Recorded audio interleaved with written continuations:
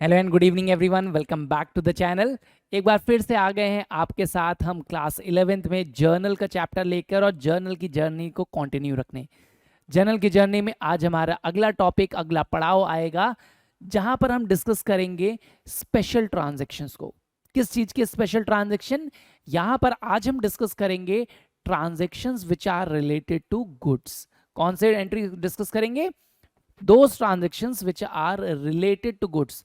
तो सर हमने गुड्स से रिलेटेड ट्रांजेक्शन तो पढ़ रखा है। क्या पढ़ रखा था?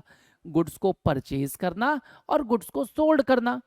तो आपने क्या पढ़ा था? जब भी हम गुड्स को परचेज करते हैं तो कौन से अकाउंट को डेबिट करते थे? Purchase account.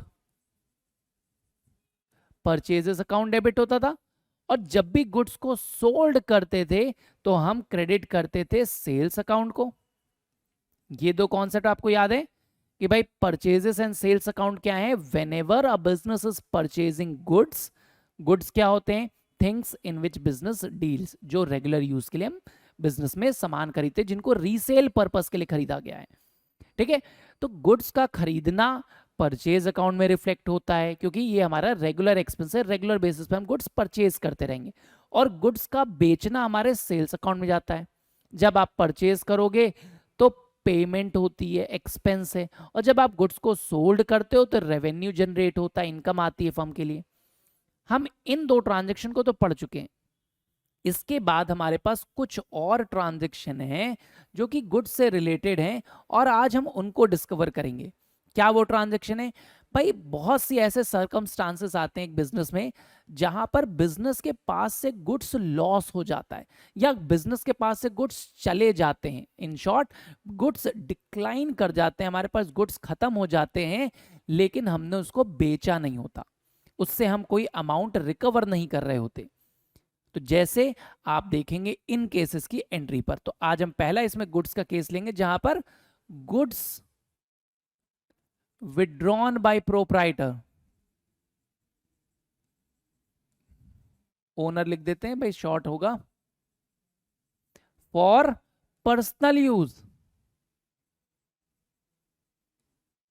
अगर ओनर ने गुड्स विड्रॉ कर लिए अपने पर्सनल यूज के लिए, घर ले गया, दुकान का सामान अपने घरों में बांट दिया, तो क्या था? हमने पढ़ा था अगर ओनर पैसे विड्रॉ करता था अपने पर्सनल यूज के लिए तो हम क्या करते थे? Personal use means drawings account.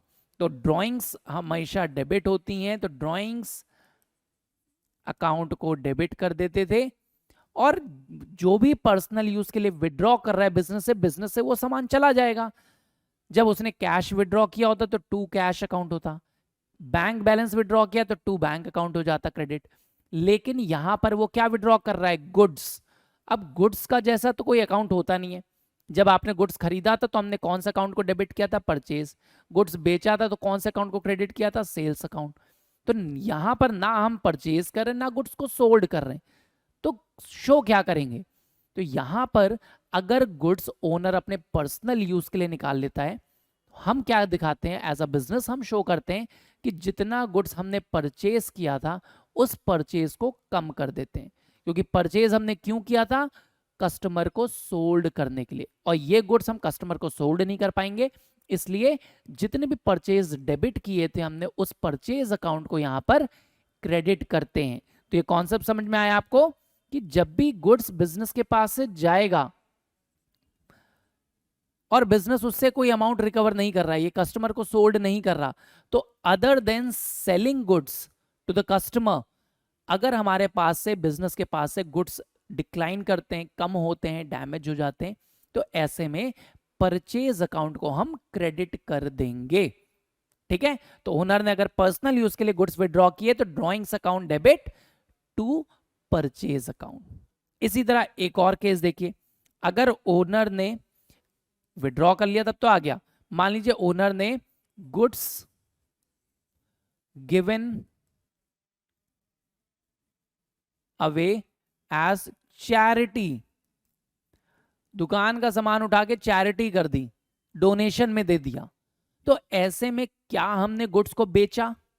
हमने गुड्स को बेचा तो नहीं, तो सेल्स दिखाएंगे क्या? नहीं, हमने फ्री ऑफ कॉस्ट चैरिटी के पर्पस से गुड्स को दे दिया। तो ऐसे में फिर से हमारी दुकान से सामान तो कम हो गया सर। लेकिन हमको पैसा तो मिला नहीं। तो again charity and donation is a expense of the firm, तो हम चैरिटी अकाउंट डेबिट या आप डोनेशन अकाउंट डेबिट दिखा सकते हैं। एक्सपेंस से डेबिट कर दिया, और क्रेडिट क्या करेंगे, क्या गया हमारे पास से, पैसे गए। अगर चैरिटी में आपने पैसे दिए होते तो टू कैश, लेकिन आपने क्या दिया है, फिर से गुड्स दिया है, तो गुड्स डिस्ट्रीब्यूट किया है चैरिटी के नाम पर। तो जब भी गुड्स बांटेंगे, सेल्स तो हो नहीं रहा है, तो हमने इन गुड्स को जब खरीदा होगा तो परचेज अकाउंट को डेबिट किया होगा। अब हम फिर से परचेज अकाउंट को क्रेडिट कर देंगे। जितने का गुड्स आप बेच नहीं सकते, अगर वो बिजनेस से गुड्स जा रहा है हमारे पास से, तो उन गुड्स में हम दिखाते हैं कि हमने ये जो परचेज किया था उसको माइनस कर दो, कम कर दो, डेबिट कर दो। जब खरीदा था तो अब इसको क्रेडिट कर देंगे। ठीक है, यहां पर भी देखिए गुड्स गया फर्म से, लेकिन इससे कोई अमाउंट रिकवर नहीं होगा, हम सोल्ड नहीं कर रहे, तो इसलिए जितने का ये गुड्स खरीदा था उतने से परचेज अकाउंट को वापस क्रेडिट कर देंगे। समझ में आ गया। ऐसे ही एक और केस हम लेते, देखिए मान लीजिए गुड्स डिस्ट्रीब्यूटेड, फिर से हम बांट रहे हैं एज फ्री सैंपल्स। अब सेकेंड और थर्ड केस को लेके बच्चा कई बार कंफ्यूज हो जाता है। क्यों कंफ्यूज होता है, क्योंकि दोनों में हम गुड्स डिस्ट्रीब्यूट ही कर रहे हैं। यहां पर हमने चैरिटी में दिया और यहां पे फ्री सैंपल बांट रहे हैं। आप कहोगे यहां पे भी तो सर फ्री बांटा था। देखिए फ्री सैंपल्स यानी कस्टमर को फ्री ऑफ यूज करने के लिए आप देते हो गुड्स, तो हम सैंपल्स क्यों बांटते हैं, so that customer use our product और उसको हमारे प्रोडक्ट के बारे में आइडिया लग जाए, पता लग जाए, और बाद में हमारे गुड्स को खरीदे। वेरएस चैरिटी हम ऑलरेडी जो प्रोडक्ट एग्जिस्ट करता है मार्केट में उसके लिए करते हैं। फ्री सैंपल्स हम जनरली नए प्रोडक्ट का करते हैं, जब हम भी कोई नया गुड्स मार्केट में लॉन्च करते हैं जब भी, तो हम फ्री सैंपल्स के तौर पे देते हैं। क्यों देते हैं, for promoting our product, for advertising our product. तो distributing goods as a free sample is a mode of advertisement. तो ये बिजनेस का खर्चा है। तो कौन सा खर्चा है, एडवर्टीजमेंट। तो आप कौन सा अकाउंट डेबिट करोगे, एडवर्टीजमेंट अकाउंट डेबिट टू। क्या गया, अगर एडवर्टीजमेंट के नाम पे आपने कैश खर्च किया होता, पैसे खर्च किए होते, तब तो टू कैश या टू बैंक होता। लेकिन यहां पर आपने क्या किया है, गुड्स बांट दिए हैं एडवर्टीजमेंट करने के लिए।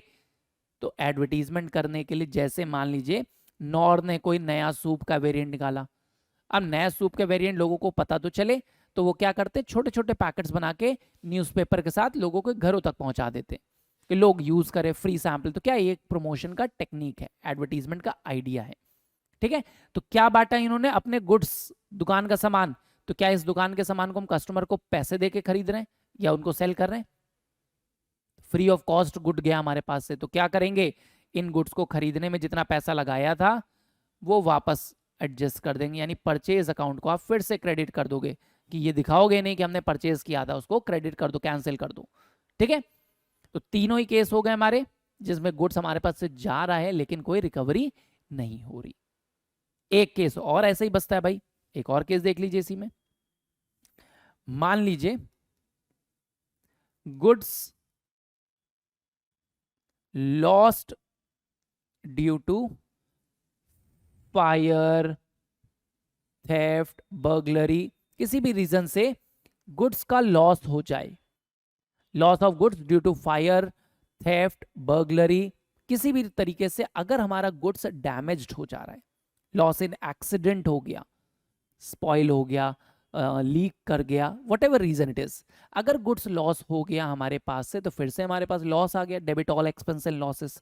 तो कौन सा लॉस है ये हमारे लिए, तो हम इसको दिखाते हैं लॉस बाय थेफ्ट या फिर लॉस बाय फायर, जो भी लॉस होगा उसका अकाउंट आप डेबिट कर दो, क्योंकि लॉस डेबिट होता है, debit all expense and losses, so we will debit loss due to theft और fire account.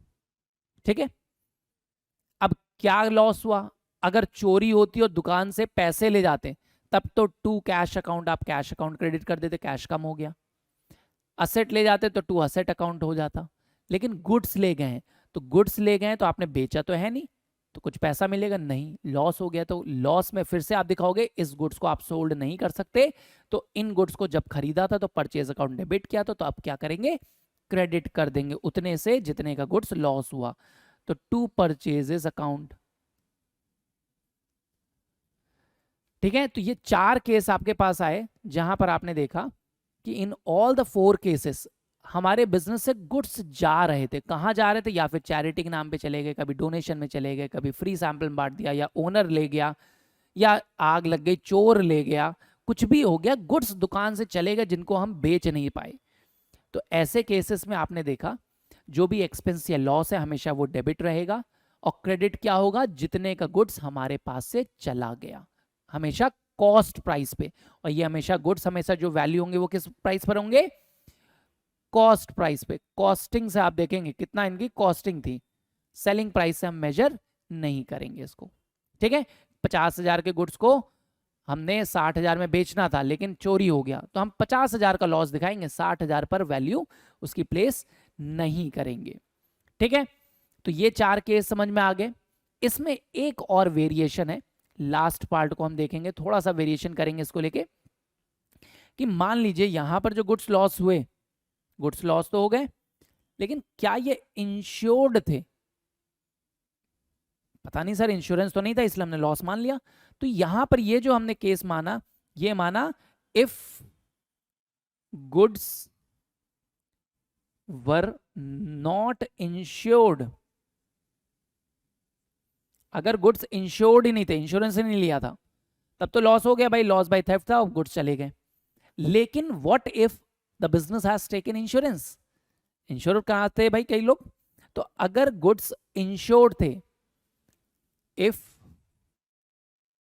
Goods are insured, अगर गुड्स इंश्योर्ड होते और तब लॉस अराइज हो, तब हम एंट्री क्या करेंगे? इफ गुड्स आर इंश्योर्ड और लॉस अकर हो जाए, मान लीजिए loss of goods due to fire, तो ऐसे में क्या एंट्री बनाएंगे कि भाई हमने गुड्स इंश्योर कर रखा था और आग लग गई, दुकान में सामान चला गया, तो सामान चला गया तो एंट्री क्या बनेगी? भाई लॉस हुआ है तो आप दिखाओगे लॉस बाय फायर है भाई, तो फायर अकाउंट डेबिट, और क्या गया? आपकी दुकान से गुड्स गए, तो गुड्स गए तो मतलब परचेज अकाउंट क्रेडिट कर देंगे, तो परचेज अकाउंट, गुड्स चला गया, लॉस हो गया जितने का भी गुड्स था। लेकिन अब तो गुड्स इंश्योर्ड था ना, तो हम इंश्योरेंस कंपनी से अगला प्रोसेस क्या होगा? क्लेम मांगेंगे कि भाई हमारे दुकान में आग लग गई, इतना सामान चला गया, आप क्लेम दीजिए। मान लीजिए इसको हम मानते हैं कितने का था? 10,000 का गुड्स था, सपोज कर लेते हैं 10,000 का गुड्स, आग लग गई और डैमेज हो गया हमारा। अब हम इंश्योरेंस कंपनी से क्या मांगेंगे? क्लेम। तो सेकंड केस इसमें बनेगा फॉर फाइलिंग क्लेम। अब क्लेम आप फाइल करोगे, क्लेम फाइल करने के लिए आप इंश्योरेंस कंपनी से कहोगे भाई कि हमारा 10,000 का लॉस हो गया है और आप हमको क्लेम दीजिए।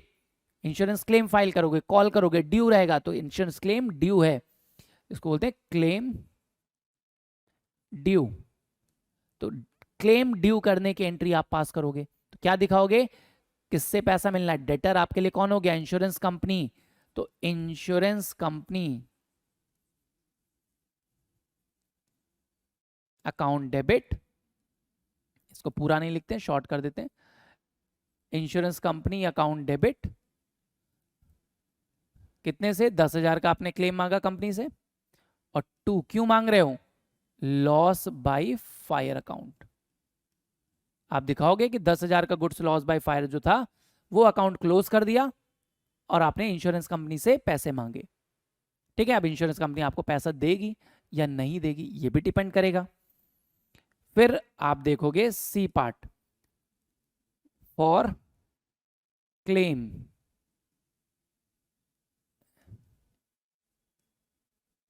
एक्सेप्टेंस।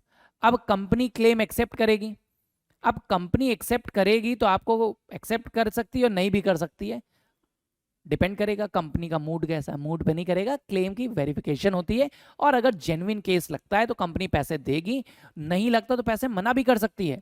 तो जब कंपनी क्लेम एडमिट करेगी, एक्सेप्ट करेगी, तो कंपनी के पास 3 ऑप्शन होते हैं। फुल क्लेम, फुल क्लेम देगी आपको, पार्शियल क्लेम दे और या फिर कोई क्लेम ना दे।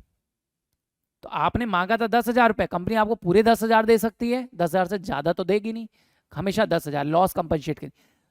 पार्शियल दे सकती, कहेगी नहीं आपके हिसाब से 10,000 है लेकिन मेरे हिसाब से सिर्फ 6,000 का क्लेम बन रहा है, तो 6,000 देगी। और या फिर मना कर देगी कि कोई क्लेम नहीं बन रहा भाई, आपका कोई पैसा नहीं बनेगा इसमें। तो तीनों ही केस में हम एंट्रीज क्या पास करेंगे? देखिए, जितना पैसा अगर हमें मिल जाए, अगर हमें पूरा पैसा मिल जा रहा है कंपनी से, तो हम क्या एंट्री पास करेंगे? बैंक अकाउंट डेबिट, पैसा मिल गया, बैंक अकाउंट डेबिट हो जाएगा। किससे मिला? To insurance company. तो इंश्योरेंस कंपनी का अकाउंट आप क्लोज कर दोगे। कैसे? कि भाई हमको पूरा पैसा मिल गया, आपने कितना पैसा मांगा था? 10,000 मांगे थे और 10,000 पूरे मिल गए, तो आप दिखाओगे कि इंश्योरेंस कंपनी से पूरे 10,000 रुपए मिल गए। अब अगर कंपनी ने कहा कि नहीं हम कोई भी क्लेम नहीं देंगे, आपने फ्रॉड केस बनाया, जबरदस्ती आग लगा ली थी अपने घर में, तो ऐसे में अगर कंपनी मना कर देती है क्लेम से, तो आपको कोई क्लेम नहीं मिलेगा, आपका लॉस हो गया। और इस लॉस को आप लेकर कहां जाओगे? प्रॉफिट एंड लॉस अकाउंट में दिखाओगे। तो ऐसे में हम क्या एंट्री बनाते हैं? प्रॉफिट एंड लॉस अकाउंट को डेबिट कर देंगे, PNL account debit, profit and loss account debit, loss है हमारा, टू इंश्योरेंस कंपनी।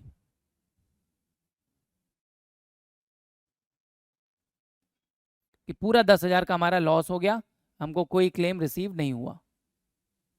और अगर पार्शियल क्लेम है, कंपनी ने कहा हम 6,000 का क्लेम देंगे, 8,000 का क्लेम देंगे, बाकी पूरा कैसा नहीं दे पाएंगे, तो जितना पैसा मिलेगा उतना आपका bank account debit, whatever amount you are receiving. नहीं मिल रहा है तो आपने कहा ना जितना पैसा नहीं मिला वो लॉस है, तो प्रॉफिट एंड लॉस अकाउंट में डेबिट कर दोगे जितना नहीं मिलेगा, टू इंश्योरेंस कंपनी अकाउंट। तो ऐसे में आप दिखाओगे कि हमको अगर मान लेते हैं 10,000 मिलना था, कंपनी का अकाउंट तो क्लोज किया 10,000 से, 8,000 रुपए मिला और 2,000 रुपए नहीं मिला।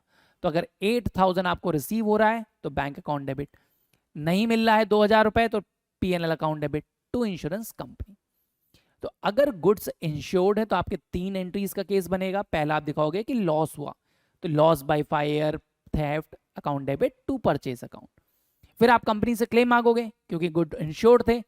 अगर इंश्योर्ड ना होते तो आपके यहीं पे केस खत्म है, आगे आपको इंश्योरेंस कंपनी से मांगना ही नहीं है। लेकिन अगर गुड्स इंश्योर्ड हैं तो आप कंपनी से क्लेम मांगोगे कि 10,000 का केस हुआ है भाई, हमारा लॉस हुआ है, आप पैसा दीजिए। अगर कंपनी पूरा पैसा दे दे तो बैंक अकाउंट डेबिट, तो इंश्योरेंस कंपनी का अकाउंट क्लोज कर दिया। थोड़ा पैसा दे रही है तो जितना पैसा दे उतना बैंक अकाउंट डेबिट, जितना नहीं देगा उतना लॉस अकाउंट डेबिट, यानी पीएनएल अकाउंट में डेबिट कर देंगे और टू कंपनी का अकाउंट क्लोज कर दिया। और अगर कुछ भी पैसा ना दे तो पूरा पूरा पीएनएल अकाउंट डेबिट हो जाएगा। ठीक है, ये केस समझ में आ गया? 3 केस थे यहाँ पर, अगर क्लेम पूरा मिल जाए, पार्शियल मिल जाए और कुछ भी ना मिले, तो 3 तरीके से हम कैसे डील करेंगे। तो इतना समझ में आ गया?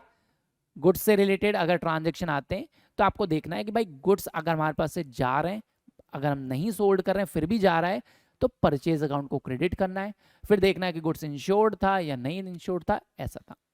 ठीक है, क्लियर है इतना? किसी को कोई डाउट इसको लेके? चलिए इसके ऊपर एक क्वेश्चन देखते हैं और क्लास को वाइंड अप करेंगे। फिर proprietor withdrew 10,000 for his personal use, cash ₹20,000 and goods worth ₹10,000। तो ओनर ने अपने पर्सनल यूज के लिए 20,000 रुपए कैश निकाले और 10,000 रुपए के गुड्स निकाले। तो एंट्री क्या बनेगी भाई? पहले केस में देखिए, पर्सनल यूज के निकाले तो drawing account debit, drawings account debit. क्या क्या निकाला? कैश निकाला तो टू कैश अकाउंट, और गुड्स जितने का निकाला उतना परचेजेस अकाउंट। अभी आपको बताया, तो कितने का गुड्स निकाला? देखिए 20,000 रुपए कैश निकाले तो कैश क्रेडिट हो जाएगा, और 10,000 रुपए का गुड्स निकाला तो 10,000 से परचेज अकाउंट क्रेडिट जो आएगा। और ड्रॉइंग कितनी है? 30,000। तो टोटल ड्रॉइंग आपकी 30,000 की हो जाएगी। तो ओनर ने पर्सनल यूज के लिए अगर कैश निकाला तो 20,000 से कैश कम हो गया, गुड्स निकाले तो परचेज अकाउंट क्रेडिट होगा, यह भी बताया था आपको। ठीक है, ये हो गया। सेकेंड एंट्री देखिए, goods for ₹50,000 were given away as a charity, जिसका सेलिंग प्राइस था 60,000। तो अभी बताया सेलिंग प्राइस से कोई मतलब नहीं, अगर गुड्स लॉस हो रहा है तो कॉस्ट प्राइस कितने का था? 50,000। तो 50,000 के गुड्स आपने चैरिटी में दे दिए, तो एंट्री क्या बनेगी? Charity account debit to purchases account, कितने का गुड्स दे दिया? 50,000 कॉस्ट प्राइस, सेलिंग प्राइस से कोई मतलब नहीं है। ठीक है, क्लियर है? चलिए चेंज करते, थर्ड एंट्री देखते हैं। थर्ड केस क्या है? Goods worth ₹25,000 were distributed as free sample, free में बांट दिया गुड्स। तो फ्री सैंपल अभी बताया, एडवर्टीजमेंट, एडवर्टीजमेंट अकाउंट डेबिट, क्या बांटा? अगर पैसे दिए होते तो टू कैश, गुड्स बांट दिए, यहां पर आपने गुड्स दिए हैं 25,000 रुपए के, तो टू परचेजेस अकाउंट,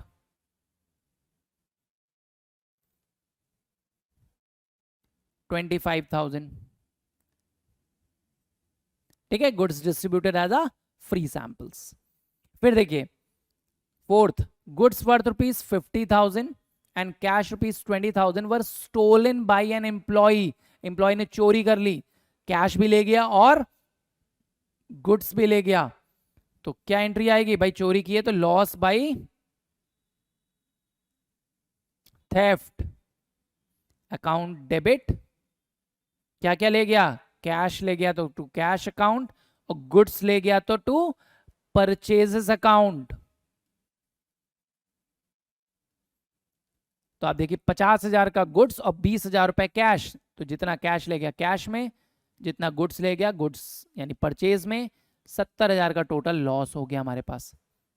ठीक है, नरेशन लिखेंगे, क्लोज कर देंगे। यहां तक कोई डाउट किसी को, कोई प्रॉब्लम नहीं है तो बहुत बढ़िया बात है। लास्ट एंट्री एक और देखते हैं, fifth, goods worth ₹1 lakh were destroyed by fire, तो लॉस हो गया गुड्स का। Insurance company admitted and paid claim for 60% amount, अब इंश्योरेंस कंपनी इसमें से सब 60% पे करी, मतलब इंश्योर्ड था ये। तो पहले आप क्या दिखाओगे? लॉस हुआ है गुड्स का, तो लॉस हुआ है तो लॉस फिफ्थ एंट्री देखेंगे तो सबसे पहले आप दिखाओगे लॉस का, तो loss by fire account debit, कितने का लॉस हुआ? आपने दिखाया 1 लाख रुपए का लॉस हुआ। क्या लॉस हुआ? Purchases, purchase account, goods loss हुआ है तो परचेज अकाउंट को आप क्रेडिट कर दोगे 1 लाख रुपए से, दैट 1 लाख का हमारा गुड्स लॉस्ट हो गया। अब इसके बाद आप क्या करोगे? इसमें इंश्योरेंस कंपनी से पैसे मांगोगे, क्लेम फाइल करोगे, तो क्लेम फाइल करने की एंट्री क्या बताई कि आप इंश्योरेंस कंपनी को डेटर मान के डेबिट करोगे, insurance company account debit to loss by fire account, तो आप दिखाओगे भाई लॉस बाय फायर हुआ है हमारा 1 लाख का, और 1 लाख से आप हमको पैसे कंपनसेट करिए। अब कंपनी अगर पूरा पैसा दे देती तो पूरे से 1 लाख से बैंक अकाउंट डेबिट हो जाता, लेकिन कंपनी ने क्या किया? 60% क्लेम दिया आपको। 60% का मतलब सिर्फ 60,000 रुपए दिए कंपनी ने, तो जितने पैसे दिए उतने से बैंक अकाउंट हमें पैसा मिलेगा, बैंक बैलेंस बढ़ेगा, तो बैंक अकाउंट डेबिट 60,000। जितना नहीं मिला मैंने क्या बताया? पीएनएल अकाउंट डेबिट, लॉस हो गया हमारा, वो पैसा इरिकवरेबल है, तो profit and loss account debit, कितना? रिमेनिंग 40%, 40,000, और टू इंश्योरेंस कंपनी अकाउंट, इनका अकाउंट क्लोज कर दोगे, तो इंश्योरेंस कंपनी का अकाउंट 1 लाख से क्लोज हो गया। तो ये हो गई आपकी फिफ्थ एंट्री। इसमें 3 एंट्री बनेंगी जब भी goods lost due to fire हो या थेफ्ट हो, और जैसे यहाँ पे लॉस ड्यू टू फायर था, और पार्शियल क्लेम रिसीव हुआ, हमको क्या मिला?